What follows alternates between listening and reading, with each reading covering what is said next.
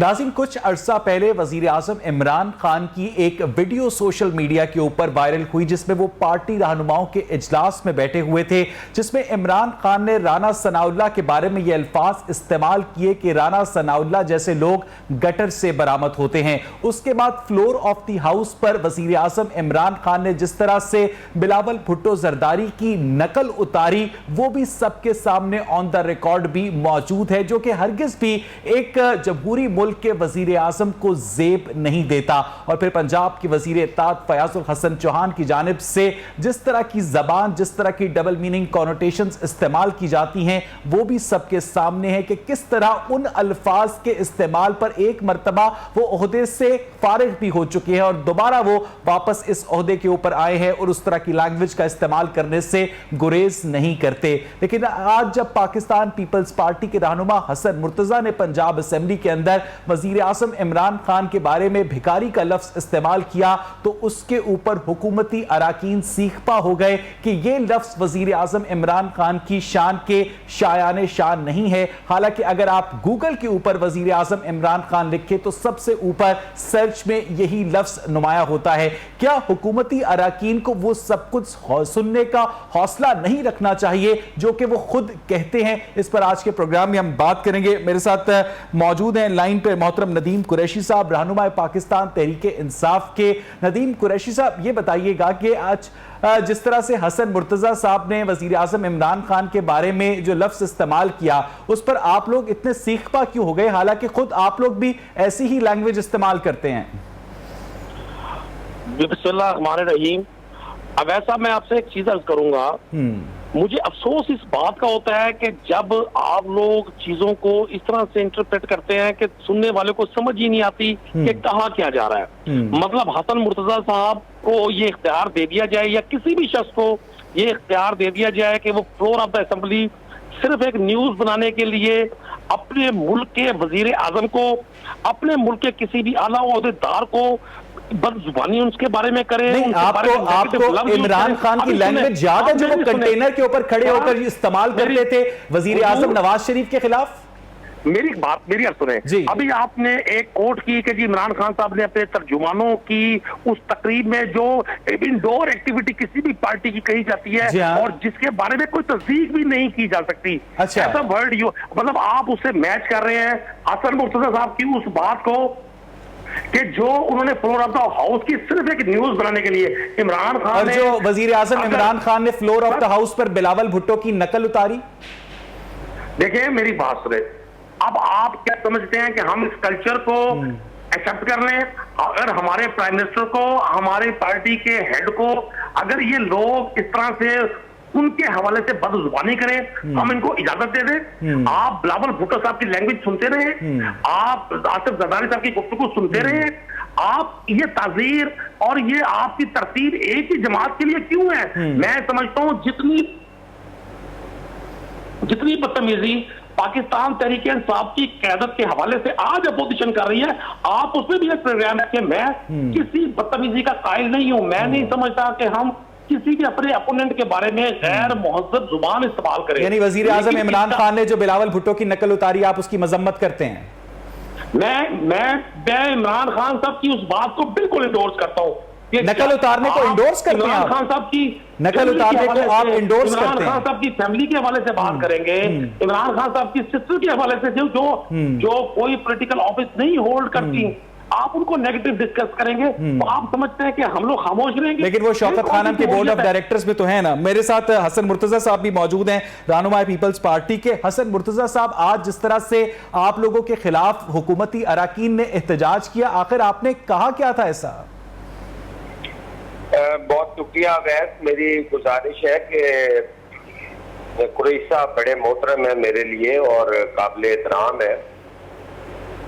एक तो जिस तरह मैंने उनकी बात हौसले से सुनी है, ये भी मेरी बात हौसले से ही सुने। नहीं, ये खूबी है उनमें, वो सुनते सारे। गुजारिश ये है, गुजारिश इतनी है कि जब मैं बात कर रहा था ज़राअत के ऊपर और मेरी हर तकरीर में मेरी कोशिश होती है कि मैं किसी क्यादत को मैं बुरा भला या किसी गलत नाम से मंसूब ना करूं, लेकिन मुझे दानिस्ता तौर पर इंटरप्ट किया गया जो हमेशा किया जाता है, और मैंने स्पीकर से भी अर्ज की कि मिस्टर स्पीकर ये ठीक नहीं हो रहा।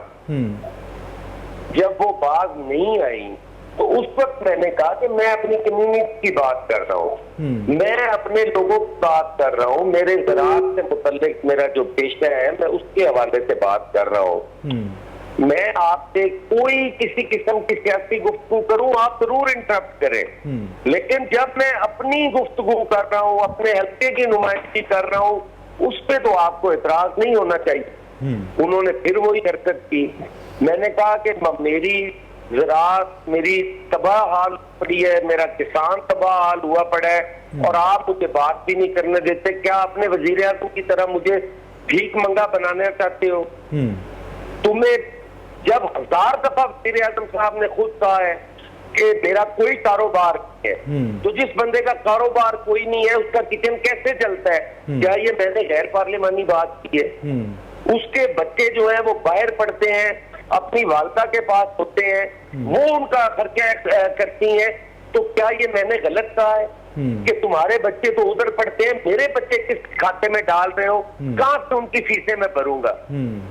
मेरी बात को इन्होंने इस नामुनासिब अंदाज में बयान किया है कुरैशी साहब ने, और वहां पे ये सारी बात ऑन दी रिकॉर्ड आ गई आपकी। हसन मुर्तजा साहब एक छोटी सी बात पर कमेंट कर दीजिएगा, फिर मैं नदीम कुरैशी साहब से इसका रिबटल लेता हूं कि वजीर आजम इमरान खान ने जिस तरह से राना सनाउल्लाह के बारे में अल्फाज इस्तेमाल किए कि ऐसे लोग गटर से निकलते हैं, जिस तरह से वजीर आजम इमरान खान ने बिलावल भुट्टो की पार्लियामेंट के अंदर नकल उतारी, जिस तरह से फयाजुल हसन चौहान साहब जो लैंग्वेज इस्तेमाल करते हैं अपने ओपोनेंट्स के खिलाफ, एक मरतबा वो ओहदे से मुस्ताफी भी हो चुके हैं, तो आपने ये जवाब नहीं दिया हुकूमती अराकीन को?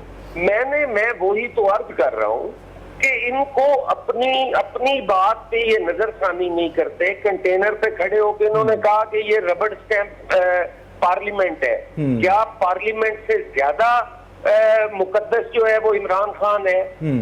क्या उस इदारे से उसकी इज्जत ज्यादा बेहतर है? हुकूमतें आती जाती रहती हैं, वजीर आजम आते जाते रहते हैं, इन इदारों का एहतराम और इनका तकद्दुस जो है वो पामाल नहीं होना चाहिए। इन्होंने नहीं कहा कि उसमें बैठा हुआ हर आदमी डाकू है। क्या वो ऑनरेबल मेंबर नहीं थे? अच्छा ठीक है, एक छोटी सी बात हसन मुर्तजा साहब एक छोटी सी बात सर, मुख्तसर जवाब दीजिएगा।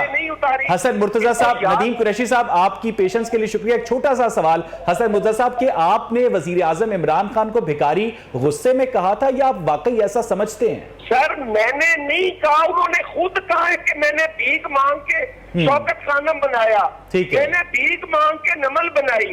अब भीख मांगने वाला चले ठीक है। नदीम कुरैशी साहब इसका जवाब देना पसंद करेंगे आप? अवैस इकबाल साहब, मेरी ख्वाहिश होगी, मैं आपको नहीं इंटरप्ट करूंगा, मेरा आपसे वादा है। जी हाँ, मेरा आपसे वादा है। जोशे खिताबत बात आ रही नहीं है, ठीक है, क्योंकि आपने मेंटली एक चीज सर आप शुरू तो करें, आप बिस्मिल्लाह तो करें।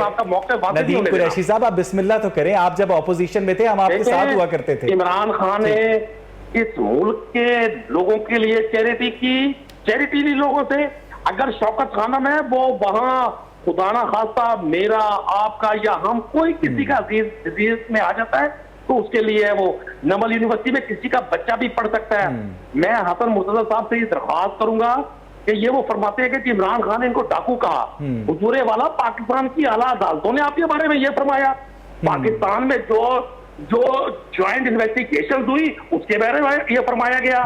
खिंड के हवाले से अगर मैं इनसे ये पूछूं कि ये डॉक्टर निसार मोराई कौन है, ये माशाल्लाह से कौमी ग्रुप क्या है, ये पाकिस्तान में होके हुक्मरानी रखने वाले सियासत की तरफ हम आएंगे। नदीम कुरैशी साहब, मैंने आपसे सिर्फ ये पूछा है कि ये जो लैंग्वेज इस्तेमाल की जाती है ऑपोजिशन की जानिब से, पार्लियामेंट के अंदर हुकूमत की जानिब से, क्या ये दुरुस्त है? आप बड़े पढ़े लिखे आदमी हैं नदीम कुरैशी साहब। जी देखिए, मैं आपको अर्ज करता हूँ, वैसा मैं जाती तौर पर समझता हूँ कि हम एक आला अक़दार की हामिल कौम है। हमें हमारा रिलीजन, हमें हमारा कल्चर इस बात का दर्द देता है कि हम इज्जत दें और इज्जत लें। लेकिन मैं आपको एक अर्ज कर दूं, अभी आपने फैजुल हसन चौहान साहब के हवाले से बात की, आप उनके तमाम ताशोक निकाले, उनकी तमाम जज्बाती या सख्त गुफ्तगू किसी रिएक्शन के तौर पर सामने आई है। जब लोगों को प्रोवोक किया जाता है, जब मैं आपके बारे में नासिब लफ्ज़ इस्तेमाल करूंगा, हिंदुओं के बारे में उन्होंने जो कमेंट्स दिए थे उस पर उन्होंने माफी मांगी थी। देखिए मैं आपको एक गल नहीं माफी मांगी, जो कल्चर यहाँ प्रो दिया जा रहा है, ठीक है, जिस तरह से लैंग्वेज इस्तेमाल की जाती है, जिस तरह से लोगों के हवाले से जुबानी बातें की जाती है, मैं चाहूंगा नदीम कुरैशी साहब इस पॉजिटिव नोट के ऊपर इस बात को यहां पर थोड़ा सा मौकूफ करते हुए मुझे एक छोटी सी बात बताएं। नदीम साहब, आप पूरी दुनिया की पॉलिटिक्स पर नजर रखते हैं, आप बहुत अच्छी तरह जानते हैं अगर फिलॉन्थ्रोपिस्ट्स भी हों, अगर मुखय्यर हजरात भी हों, अगर वो चैरिटी का काम भी करते हों, लेकिन अगर वो पब्लिक ऑफिस होल्डर बन जाएं तो उन्हें बाय लॉ वो काम रोकना पड़ता है क्योंकि वो कॉन्फ्लिक्ट ऑफ इंटरेस्ट होता है। गवर्नर पंजाब साहब सरवर फाउंडेशन का काम करते नजर आते हैं, वजीर आजम साहब शौकत खानम का काम करते नजर आते हैं, और जो ताजिर शौकत खानम को चंदा देते हैं वो एक्सपेक्ट करते हैं गवर्नमेंट से कि उनके ऊपर हाथ जरा हल्का रखा जाए। तो आप समझते हैं कि ये दोनों बातें करना बैक वक्त दुरुस्त है नदीम साहब?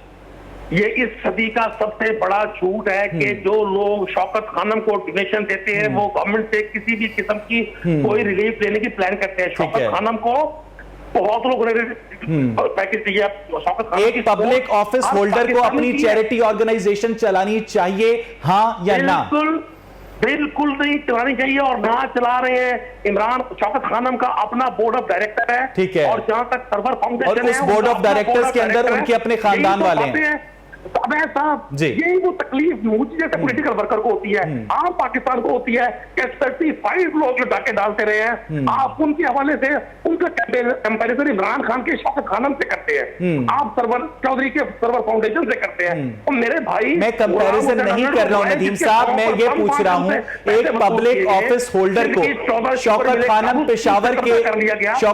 पेशावर के लिए फंड रेजिंग के अंदर वजीर आजम इमरान खान शिरकत करते हैं, नमल मियां वाली की तकारीब के अंदर वजीर आजम इमरान खान शिरकत करते हैं, ऑफिशियल इंटरव्यूज के अंदर चौधरी मोहम्मद सरवर साहब सर्वर फाउंडेशन का जिक्र करते हैं। ये सब कुछ कॉन्फ्लिक्ट ऑफ इंटरेस्ट है नदीम साहब।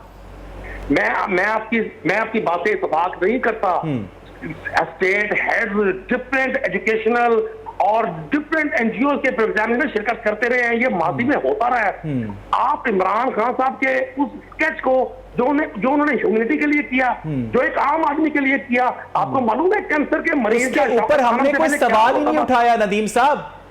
अच्छा चले एक सेकंड रुक जाए नदीम साहब, जरा यहां पे रुक जाए, मैंने आपकी पूरी बात सुनी है ना नदीम साहब, मैंने आपको कहीं नहीं टोका, एक सेकंड रुक जाए। Hasan Murtaza Sahab, as a principal, as a rule मैं आपसे पूछना चाहूंगा कि एक पब्लिक ऑफिस होल्डर को अपनी बिजनेस ऑर्गेनाइजेशन या चैरिटी ऑर्गेनाइजेशन रन करनी चाहिए? पूरी दुनिया में तो नहीं करते, पाकिस्तान में हसन मुर्तजा साहब ऐसा क्यों होता है? सर मैं पहले तो गुजारिश करूंगा नदीम भाई को, भाई वो सारा कूल डाउन हो, हौसले में आए, पानी शानी पिए, कोई ऐसी बात नहीं है, हम गुफ्तगू कर रहे हैं ना, लड़ तो नहीं रहे। बिल्कुल बिल्कुल। मैंने उनसे सवाल किया था सिंपल सा कि उन्होंने शौकत खानम के लिए भीख मांगी है या नहीं मांगी। उन्होंने उसके जवाब में कहा जी इन्हें अदालतों ने चोर कहा है।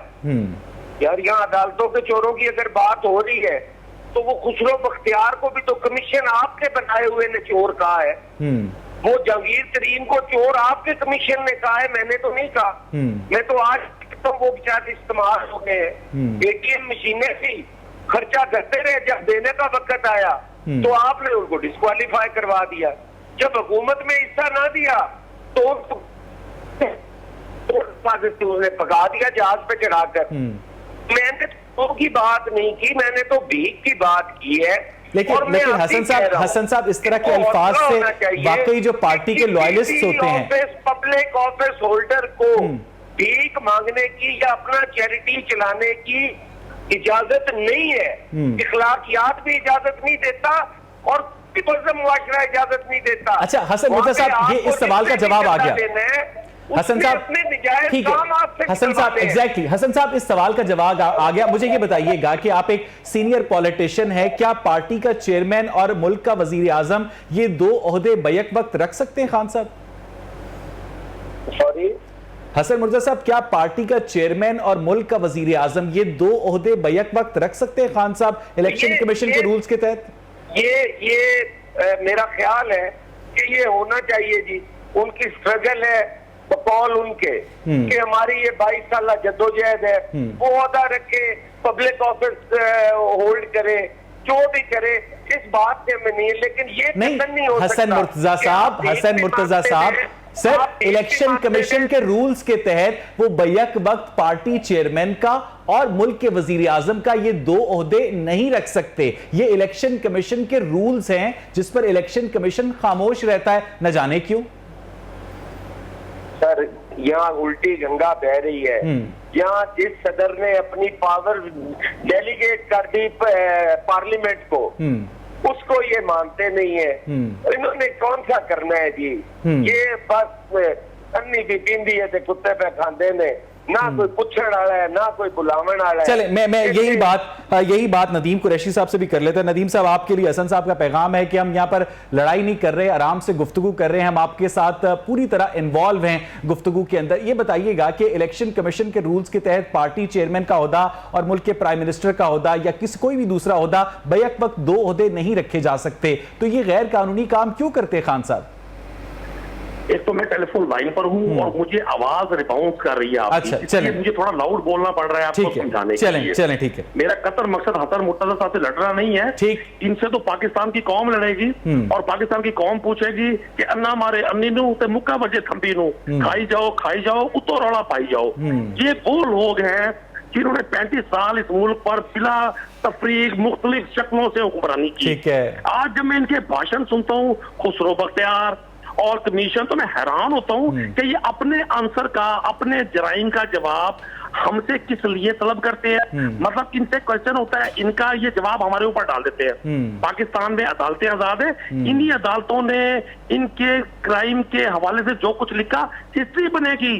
पनामा केस की हिस्ट्री पाकिस्तान का जब 100 साल के बाद नौजवान पढ़ेगा, वो सोचेगा कि इस मुल्क पे ये लोग हुक्मरान थे कि जिनको सिसिलियन माफिया और अंडरवर्ल्ड कहा गया, और फिर ये भाषण उस शख्स को देते हैं जिसने ना सिर्फ नहीं, नदीम साहब, ये मेरा सवाल नहीं था। मेरा सवाल ये था कि इलेक्शन कमीशन के रूल्स के तहत पार्टी चेयरमैन और मुल्क का प्राइम मिनिस्टर ये 2 ओहदे बैक वक्त एक शख्स नहीं रख सकता। मैं कानून का तालिब इल्म नहीं हुआ वैसा, आपने चूंकि रिसर्च बड़ी की हुई है, मैं आपसे दरखास्त करूंगा कि आप कोर्ट जाए। पाकिस्तान की अदालतें आजाद है। यहाँ तो मरियम सफ्तर साहबा को नाअहल करार दिया गया और पार्टी ने उनको चेयरपर्सन बना दिया। ठीक है। यहाँ तो जो माजी नहीं, वो तो गलत करते थे ना सर। आप लोग तो इंसाफ के दाई हैं। आज इंसाफ का आलमी दिन है, आज कानून पर अमल दरामद का दिन है। ये इलेक्शन कमीशन का लॉ है। आप नदीम साहब चेक कर लीजिए कि आप पार्टी चेयरमैन का ओहदा और मुल्क के प्राइम मिनिस्टर का ओहदा 2 ओहदे बैक वक्त नहीं रख सकते।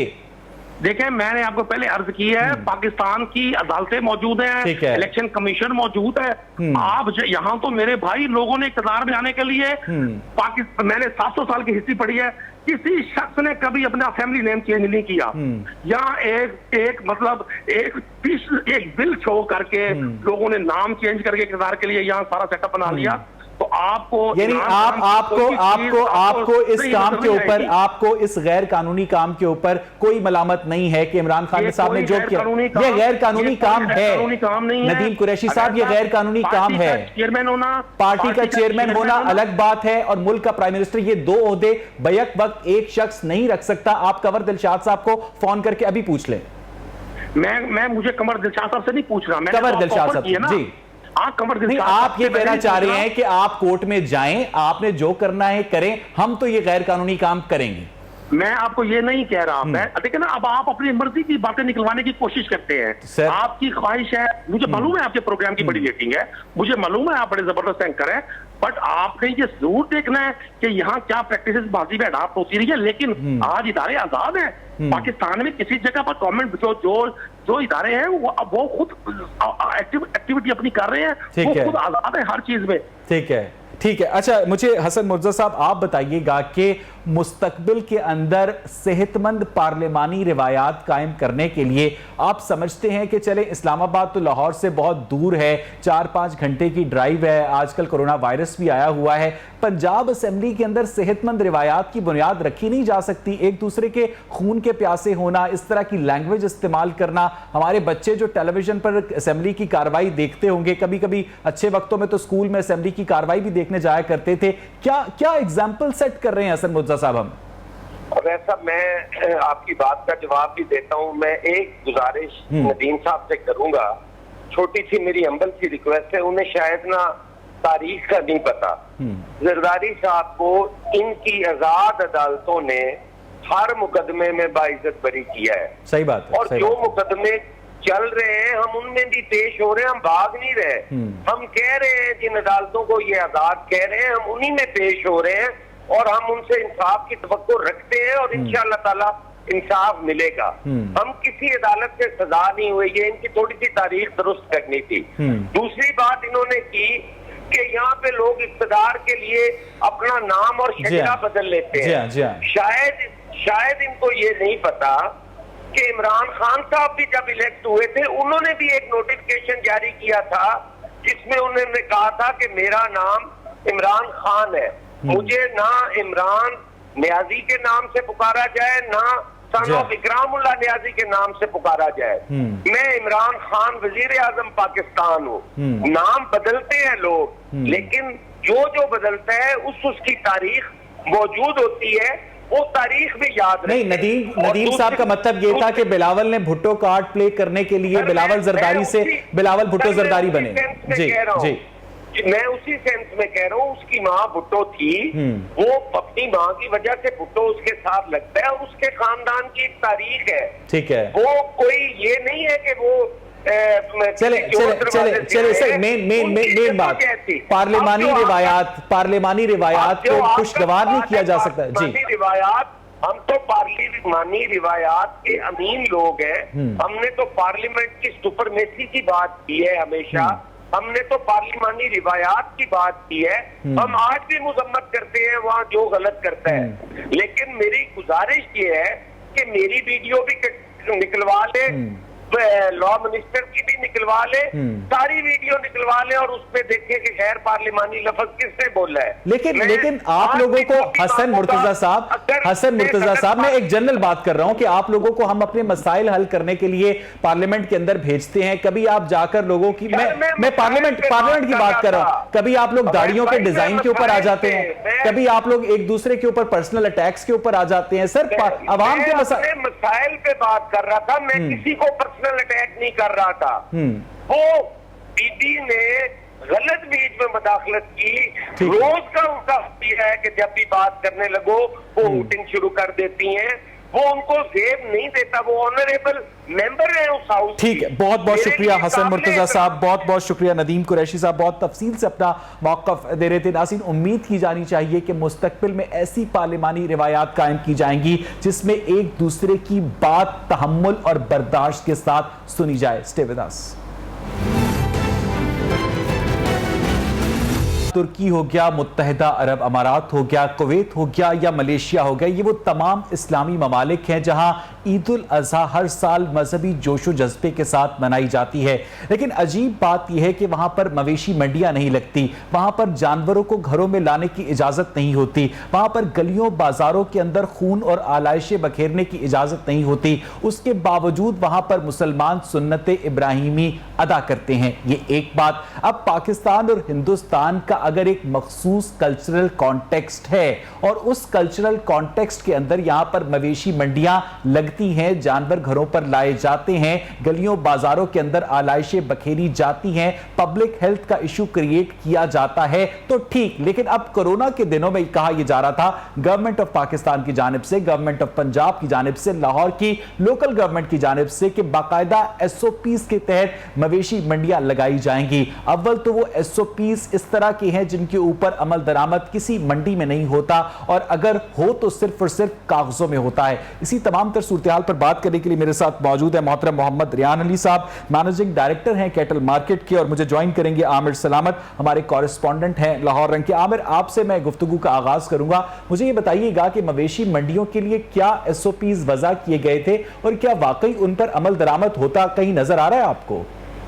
जी बिल्कुल, अवैध शहर लाहौर में एक जो शाहपुर कांच वो मुस्तकिल पर ये मंडी लगाई जाती है, और ये बहुत बड़ी कह लें कि अगर पाकिस्तान की सबसे बड़ी जो है मंडी है, मगर 11 आरजी मंडियां लगाई गई हैं, मगर सारा जो लोड है सबसे ज्यादा वो शाहपुर कांजरा पर आता है। मगर बदकिस्मती से जो SOPs थे कि मास्क के बगैर इनकी इजाजत नहीं दी जानी थी, ऐसा कमिश्नर लाहौर ने भी कहा, DC लाहौर ने भी कहा, जबकि गवर्नमेंट की ये सख्ती से इंस्ट्रक्शन थी। मगर बदकिस्मती से आज ही अवैध हमने ये देखा है कि शाहपुर कांजा का जो एंट्री पॉइंट था, एक ही बारिश हुई है, हालात बात एक कच्ची मंडी है, वो एक बहुत बड़े रकबे पे ये मंडी वाक़ है। और ईद कुर्बान पर जिस तरह से पाकिस्तान भर से यहाँ पर लोग आते हैं, कोरोना फैलने का बहुत ज्यादा खदशा था, जिसके तहत सख्ती से अमल दरामद करवाने के हवाले से कहा गया था। मगर बदकिस्मती से पुलिस एहलकार जो खड़े थे एंट्री पॉइंट पर, जहाँ पर से लोग अंदर जाते हैं, वहां पर भी उन्होंने मास्क खुद नहीं पहने हुए थे।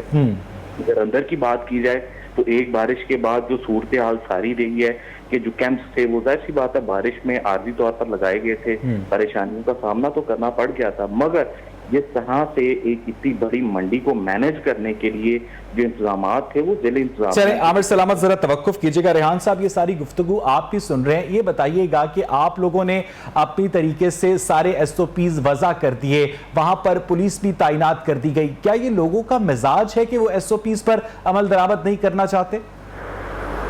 जी, अस्सलाम वालेकुम, बहुत शुक्रिया जनाब, आपने मुझे बात करने के लिए बुलाया यहाँ पे। जी अच्छा, मैं सबसे पहले ये कहूँगा कि हमने SOPs की बहुत सख्ती से यहाँ पे इम्प्लीमेंटेशन की है, और जितने भी एंट्रेंस के ऊपर हमारे स्टॉल बाकायदा लगा हुआ है जहाँ पे मास्क की वाफिर मिकदार में अवेलेबिलिटी मौजूद है, और हम फ्री भी अंदर जो है लोगों को मास्क दे रहे हैं। प्रॉब्लम थोड़ी सी आती है कि लोग, चूंकि एक हफ्स का मौसम भी है, तो ये जितने भी ट्रेडर्स हैं, व्यापारी हैं, ये अपनी जेब में मास्क इन सब के पास होते हैं। फिर हम होटल्स में भी जा रहे हैं, हमारे कंटिन्यूसली वहाँ पे ऐलानात भी हो रहे हैं, हमारा पूरा साउंड सिस्टम है, वहाँ पे ऐलानात हो रहे हैं कि मास्क इस्तेमाल करें। होटलों जहाँ अंदर जितनी कैंटीन्स हैं वहाँ पे हम उनको लोगों को इकट्ठे भी नहीं होने दे रहे, और उनको हम डिस्पोजेबल जितने भी बर्तन हैं उसके ऊपर हम, आप देखिएगा बजट जाके अब डिस्पोजेबल इस्तेमाल हो रहे हैं। हम दूसरे जितने भी उनकी कटलरी है वो हमने बिल्कुल वहां से हटा दी है। हमने बड़ी एफिशिएंसी वहां पे ये हर चीज इम्प्लीमेंट की है। अच्छा, थोड़ा सा क्योंकि आपने देखा होगा कि शाहपुर काजरा मंडी एक बहुत बड़ी, वाकई एक सेंट्रल मंडी है, हर बंदे की ख्वाहिश होती है व्यापारी की कि अपने जानवर यहाँ लाकर सेल करे, लेकिन हमने उसके साथ साथ थोड़ा सा डिस्टेंसिंग भी क्रिएट करने की कोशिश की है वहाँ पे। इसकी अगर की कैपेसिटी वैसे अगर देखी जाए नॉर्मल डेज में तो 25-30 हजार जानवर यहाँ पे बड़ा और छोटा आता है, लेकिन अभी हमने इसकी कैपेसिटी जो है फासले बढ़ाने के बाद हमने 10,000 कैपेसिटी इसकी। अच्छा रेहान साहब, आपकी जितनी बातें हैं वो सुनने में बहुत भली मालूम होती हैं, और हमारी दुआ है कि वाकई ऐसा हो, लोग SOPs पर अमल दरामद करें। लेकिन आमिर सलामत साहब बिल्कुल एक दूसरी पिक्चर बताते हैं, वो कहते हैं कि किसी SOP पर अमल दरामद नहीं हो रहा, आप एक बिल्कुल अलग पिक्चर बताते हैं। अब बेचारे नाजरीन क्या करें, वो क्या समझें? अच्छा, इस हवाले से मैं एक और जो हमने स्टेप लिया है, हम तो लोगों को कह भी रहे हैं, हमने वहाँ पे बड़ी इंस्ट्रक्शंस लगाई हैं कि अव्वल तो बच्चे और बूढ़े फैमिलीज ना आए, सिर्फ 2 अफराद घर के आए जो जानवर यहाँ पे जिन्होंने खरीदारी करनी है वो उस तरह आए। इसके साथ साथ हमने कमिश्नर साहब लाहौर और फिर गवर्नमेंट ऑफ पंजाब के ताउन से हमने एक मोबाइल एप्लीकेशन भी इंट्रोड्यूस कर दी है, ताकि लोग कोविड की वजह से मंडियों में कम आए, वो घर बैठे भी अपने जानवर की खरीदारी कर सकते हैं। उसमें हमने एक ऐसा वर्चुअल प्लेटफॉर्म प्रोवाइड कर दिया है लोगों को कि वो जितने भी जो बेचने वाले हैं वो अपने जानवर की प्राइसेस, उसकी नस्ल कौन सी है, उसकी प्राइस क्या है, उसकी स्पेसिफिकेशन क्या है। अरे रेहान साहब आप कैसी बातें करते हैं? पाकिस्तान के अंदर तो लाइव आप जब जानवर खरीदते हैं तो आपको धोखा हो जाता है, उसको पानी पिलाकर बेच रहे होते हैं। ऑनलाइन ये बेचेंगे तो फिर तो मेरा ख्याल है सारी मंडी में कोई जानवर नहीं रहेगा।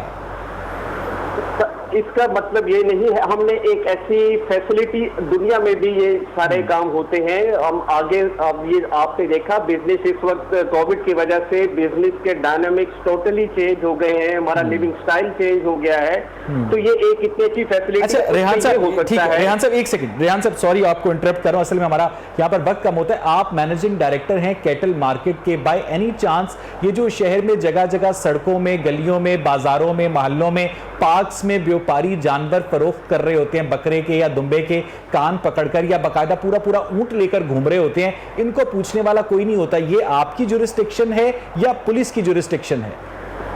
सर इस हवाले से ये म्यूनिसिपल कॉरपोरेशन लाहौर की ज्यूरिसडिक्शन है, हमारी जो ज्यूरिसडिक्शन है वो इन मंडीज की तक महदूद है, लेकिन हमने MCL के ताउन से अभी जो आप शाहपुर जाएं तो उसके दाएं बाएं इनलीगल आपको बेचने वाले लोग, रोड ब्लॉक होती है, लोग समझते हैं यही मंडी है, तो हमने बिल्कुल क्लीन कर दिया, ऑपरेशन किया हमने और बिल्कुल साफ कर दिया। आज आप जाके देखिए वहाँ हमने बिल्कुल रोड साफ कर दी है और हम और गवर्नमेंट की तरफ से आप रेहान साहब ये कह रहे हैं कि मंडी के इर्द गिर्द अगर कोई इल्लीगल ये फरोख्त करेगा तो वो आप उसके खिलाफ कार्रवाई करेंगे, लेकिन अगर शहर के बकिया इलाकों में ये फरोख्त जारी है तो उसके ऊपर म्युनिसिपल कॉरपोरेशन को और पुलिस डिपार्टमेंट को हरकत में आना होगा, राइट?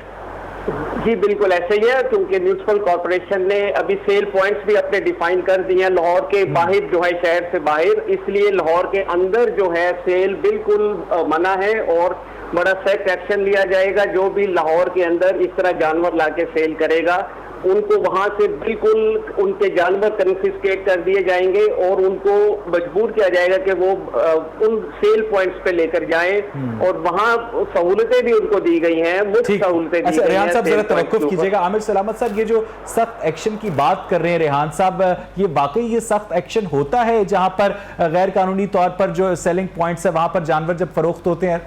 आमिर, अवैध जिस तरह से ये सूरत हाल देख रहे हैं आप कि अभी मंडी लगे, आज दूसरा रोज था और पहले रोज भी बारिश होगी, दूसरे रोज भी बारिश होगी, हालत कच्ची मंडी के अंदर पानी खड़ा और बुरी हालत, काम तो करी मशीनरी, मगर अगर कैटल मार्केट कंपनी को मिला लिया जाए, म्युनिसिपल कॉर्पोरेशन को मिला लिया जाए, जो आपकी डिस्ट्रिक्ट गवर्नमेंट के ऑफिसर मिला लिए जाए, आपकी पुलिस मिला लिया जो डिप्यूट किए, फिर भी उस क्राउड को वो कवर करने के लिए जो कि शाहपुर का है वो मुमकिन ही नहीं है। ठीक है, इतना बड़ा क्राउड, इतने बड़े मामला, ये एक कंपनी का काम नहीं है, ये तो सबसे अहम किरदार अदा करता है जो खौफजदा होते हैं वो होती है पुलिस से। मगर पुलिस भी जब एंट्री पॉइंट्स पर खड़ी है, कोई अमल दरामद नहीं। हम आपको देखा होगा जिले इंतजामिया कार्रवाइयां करती है, आज इतनी कार्रवाइयां की मास्क ना पहनने पे, आप घर से निकलते हुए रास्ते में कितने लोगों को मास्क पहने हुए देखे हैं। हम 2 दिन से इस मंडी का भी विजिट कर रहे हैं, लोग इसमें कोई MD साहब की बात में दो राय नहीं है, लोग कहते हैं हमारी जेब में मास्क निकाल के दिखाते भी पर पहनते नहीं है। ठीक है, अगर तो एक भी कार्रवाई शाहपुर कांजा मंडी में मास्क पहनने के खिलाफ नहीं की गई दिल इंतजामिया की जानिब से, ये तो एक स्पेशल कंडीशन है, लेकिन रेहान साहब हर साल हम देखते हैं कि जून जुलाई अगस्त के अंदर इस अशरे में जो है ईद उल अजहा वो पड़ती है साल 2020-2021 ऑनवर्ड्स, जहां पर बरसात का मौसम होता है, बारिश होती है, कीचड़ होता है, इन इंतजामात को जरा बेहतर नहीं किया जा सकता किसी भी माइन्यूट मैनेजमेंट से? रेहान साहब, अच्छा सर, हमने आपने थोड़ा सा देखा होगा कि जो मंडी शाहपुर है वो मुल्तान रोड से थोड़ी सी थोड़ी नशेब की साइड पर है, इसलिए पानी वहाँ पे जरूर इकट्ठा होता है, लेकिन हमने पहले भी करते हैं, लेकिन इस दफा हमने एडिशनल मशीनरी और बाकी सब चीजें जो हैं वहाँ पे प्रोवाइड कर दी हुए हैं। एक्सकवेटर्स हैं, वैक्यूम सक्कर्स हमने ऑलरेडी वहाँ पे इंस्टॉल्ड हो चुके हैं, ताकि अगर बारिश होती है तो हम जिस तरह भी हो सके, जितनी भी जल्दी मुमकिन हो सके, पानी को वहां से खींच के हम दूसरे जो पीछे नाला है वहां पे फेंक दें और जिस तरह भी हो सके हम इसकी सफाई को बेहतर से बेहतर बना सकें। लेकिन इस तरह नहीं हो रहा रेहान साहब, इस तरह नहीं हो रहा। रेहान, आमिर सलामत का ये कहना है कि वहां पर व्यापारी, जानवर, खरीदार सब कीचड़ में लथपथ थे, कोई मशीनरी वहां पर ऑपरेटिव नजर नहीं आई। रेहान साहब, कल आपने शायद आज विजिट करके देखे, मैं तो खुद आज वहां पे था। आमिर सलामत आपने देखी मशीनरी वहां पर, वैक्यूम सकर्स देखे, वहां पर पानी निकालने की कार्रवाइयां देखी आमिर आपने? अवैध जितनी बड़ी मंडी है उसके लिए जो मशीनरी है वो तो नाकाफी है, जो कि हकीकत भी है। आप कितने पानी को कैसे, मतलब वहां पर चारे का गंद जो जिस तरह से वेस्टेज है उसको रिकवर करना, वहां से गुजरना तो मुहाल है, वहां से तो आप गुजर नहीं सकते। एक बड़ी मंडी, कोई शक नहीं है, मगर पैदल बंदा वहां पर बारिश के बाद नहीं जा सकता। हमने ये कल भी कवर किया, आज भी कवर किया, पानी निकालने के लिए कोई शक नहीं कि मशीनरी वहां पर मौजूद है, पर वो नाकाफी है। इस चीज को कंट्रोल करने के हवाले जी रेहान साहब, मशीनरी मौजूद है लेकिन नाकाफी है।